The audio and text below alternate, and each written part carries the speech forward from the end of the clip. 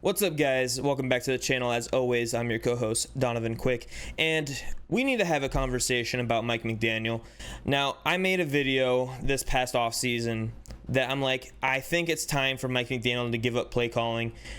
Maybe I'll give him another year, but in all honesty, he was asked about this in a press conference just yesterday, and he said that if he thought that, like, he expected the question, he said if he thought that someone could do a better job of play calling, that he would 100% give it up. But the reality is that no one else on that team has called a play in their careers, besides maybe Studsville, who is is it Studsville or Godsey? I think Studsville is our running backs coach. Besides him, who he only called it when we were co-offensive coordinators into his second year, that's the only play calling experience that we have on this entire offensive staff. So the play calling experience does fall down on Mike McDaniel. Now, he needs to do a much better job. He's not giving it up. I do think he needs to give it up. I do think he needs to bring in someone either this year or later next year, or just even give it to the QB coach, because I don't think I trust Frank Smith, our OC, with play calling, because he's more of a rah guy and a offensive lineman guy. He's not particularly sound in play development, play calling. I would give that more to the technical side of the QB coaches, who are like, they see the field the way the QBs do and can work very closely with them. So that's why I'm saying I think it's more of a Darrell Bevel job than it is a Frank Smith job. But it doesn't look like he's going to do that. So I'm going to tell you what I think he needs to do, because he needs to switch it up.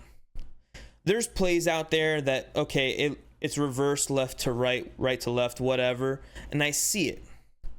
But it's the same plays that we run all the time, and we're not getting exciting with it. We're not getting anything special out of it, right? Our run plays, like, I understand they were a thing of beauty when they first came about, because no one knew about them. No one knew how to defend them. Now you see it, and you see the screens coming, you see the motions, and it doesn't really scare defenses anymore, because they just have their linebackers spread so far out, because they know we can't run up the gut. They have their safeties playing back, and when they see it's a screen play or a run play, they jump forward, and they can, make their ways through the gaps and get to the ball carrier. Sometimes they can't, sometimes they can. That's why you sometimes see a screen go for negative yards, and that's why sometimes you see a screen go for 20 yards. It's just the way the offense works. But that being said, we're not doing anything different. There's no new plays that I've seen from this offense. There's no Jonnu run plays that I saw in preseason or in training camp. There isn't any, plays that, for crying out loud, the same play that Chase Claypool didn't run the right route, which I don't know how he didn't run the right route. That's probably why he was released. That route was the same route on the opposite side of the field that Chase Claypool ran the wrong route, and it led to an interception at the end of last year that basically ended our hopes at a division title. It's the same route, different sides of the field. Tyreek Hill runs that route to perfection. That every time I see Tua throw that route to Tyreek, perfect 20-yard gain every single time. I've seen Waddle run that route. That route is perfect for Tyreek and Waddle. Anytime. But I've seen that route run at least 2-3 times a game. At least. That is not something that I if I'm able to see that, NFL defenses, when they're scouting you, are able to see that. Like, it's not, you're not giving them anything challenging to deal with. There are some plays that we have that it's like, yeah, you know what we're doing, but can you stop it? Can you stop a screen to Achane when we pull our guards and have great blocking downfield? Sometimes you can't, sometimes you can. You get a one-on-one with Achane and a DB, I got Achane. I got my money on Achane every single time. But Mike McDaniel is not diversifying his play calling. He's not making in-game adjustments. He's abandoning the run when we're running the ball very well. And I understand, like, there's certain reasons why we're not doing things well. But for instance, the first drive that we had, we gained 30 yards. We're in field goal range, technically speaking, for Jason Sanders, 57-yarder. They miss a horse collar on Jalen Wright, and Mike McDaniel goes ballistic, rightfully so. However, you're the play caller. You need to get that play in, and they got it in late. And the offense was a mess. They barely got back to the line of scrimmage. Now it's 3rd and 1. You didn't get that. Now it's 4th and 1. You couldn't gain a yard on 2 plays, one of them because you got to call in late because you were emotional with the ref. At some point, it's got to click. Hey, I got to just forget that and go call the play. It is what it is. And it was an egregious miscall, I might add. And the rest of the beginning of the game were horrible, but they got better at the end of the game. That being said, you get to 2nd and 1, you don't take a shot, and you can't convert in 3rd and 1, and then at that point, you decide to kick a field goal when you're overly aggressive most of the time. By the way, the biggest revelation that we've had this year is running a 3rd and 1 with Alec Ingold. But now we've done it in every single game multiple times, and they're stopping it. Come up with something different. I want to see Jalen Wright back there, Alec Ingold in front of him, and I want to see us in I formation and just power I and just stop us. Fullback dive is cool. It is. If you do it once in a while. But you got to diversify your play calling. They're expecting Alec Ingold when you do it 2 times against the Jaguars, and you do it 2 times against the Bills, and now on the first time you're trying to get against the Jaguars defensive line, you get stuffed, leading to you to go miss a field goal. Jason Sanders, another conversation for another day. Kills any momentum you had. You get the ball at midfield. How many times this game?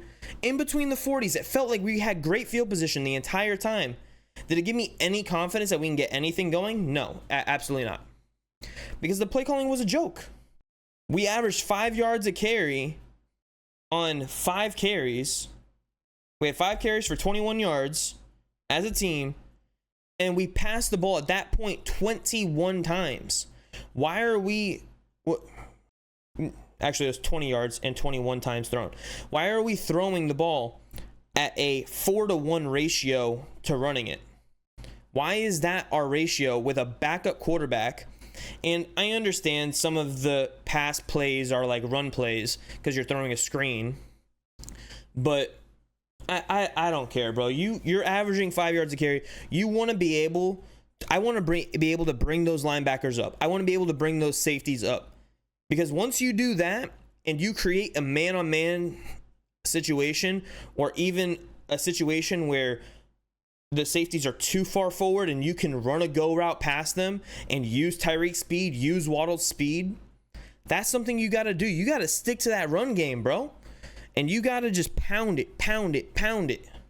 Get it through. Pause. We have a great run game. We have good run blocking.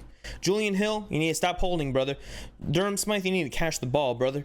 But besides that, our run blocking is insanely good. I'd love to see Jonnu in there more often. I know he's slowly getting more and more snaps. I think he had the most snaps out of all the tight ends this week. Tanner Conner is going to be a huge guy in this offense now with how little receivers we have. He had...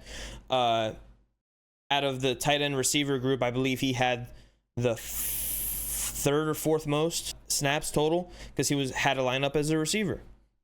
And he can block, he can play receiver because he was a receiver converted tight end. But Mike McDaniel, you got to be more diverse and you have to make adjustments, dude. And it's so annoying not seeing the adjustments. Like, it's just mind-boggling. The time management needs to be better. Like... And it's all about him getting the play call in faster, getting the right play call in faster. And I think what we're seeing with him is kind of like what we saw with Tua before he got Mike McDaniel. And it was a confidence issue. He's not having the confidence in all his play calls, and he's not having the wherewithal to be like, okay, this is what we're going with. This is what we need to do.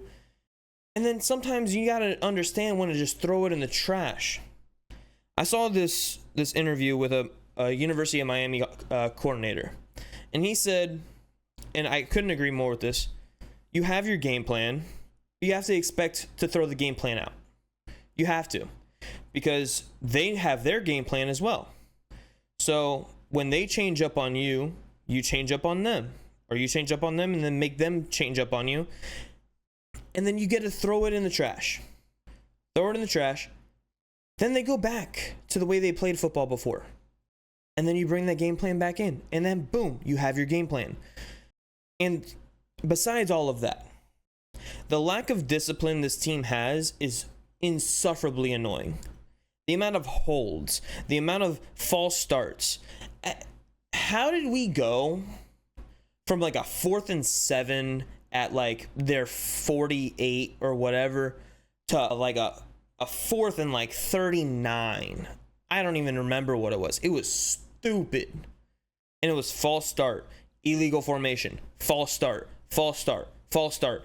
On special teams, how many times are we going to start running before the ball is touched on the ground?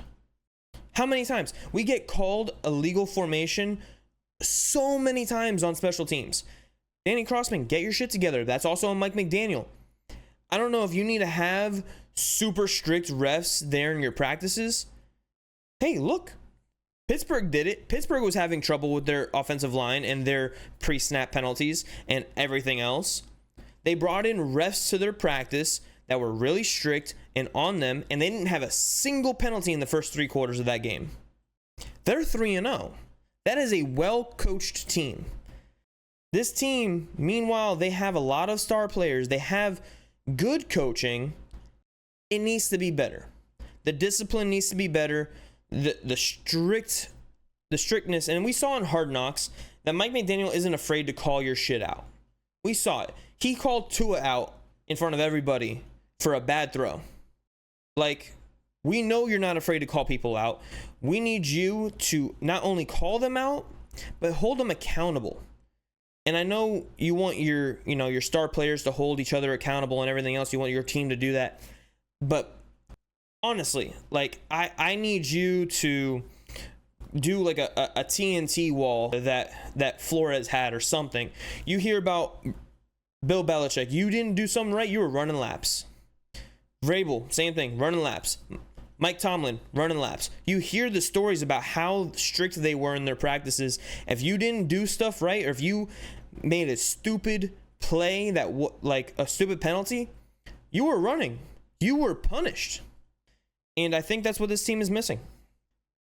Mike McDaniel, I think he's a great play designer. I think he is a great leader of men.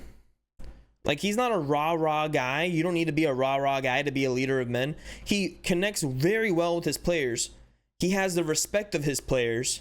And he's a very smart and knowledgeable guy. He knows how to get the best out of his players. However, you need to do something to get the discipline right. You need to do something to get your play calling right, to get your in-game adjustments right. Because there's also times, even on the defensive side, I've seen this. Guys are trying to do too much instead of trying to do their jobs.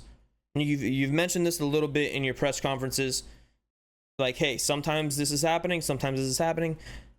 Guys are trying to do too much. David Long tried to do too much on that 49-yard run by James Cook 2 weeks ago. Holland tried to do too much on the route against DK this past week. It happens. That's 2 touchdowns on two mistakes of guys trying to do too much. And I'm not here for it. Something needs to change. I think the biggest thing would be letting Mike McDaniel give play calling to Darrell Bevell. He's not going to do this, but this is what needs to happen. He needs to give play calling to Darrell Bevell and just let it go. And he needs to focus on the entire team as a whole. Because when he's out there and he's talking with the refs and looking at what's going on, he's not thinking about the next play. But we also don't want him to be Adam Gase, where he's sitting there on his tablet on the bench like trying to draw up plays. Like, bro, you're not an offensive coordinator. You're a play caller, but you're not an offensive coordinator. Yeah, that's what I got for y'all today. Deuces, let me know what you guys think in the comments below. Is McDaniel finished? You're going to give him another chance? What does he need to fix? Deuces.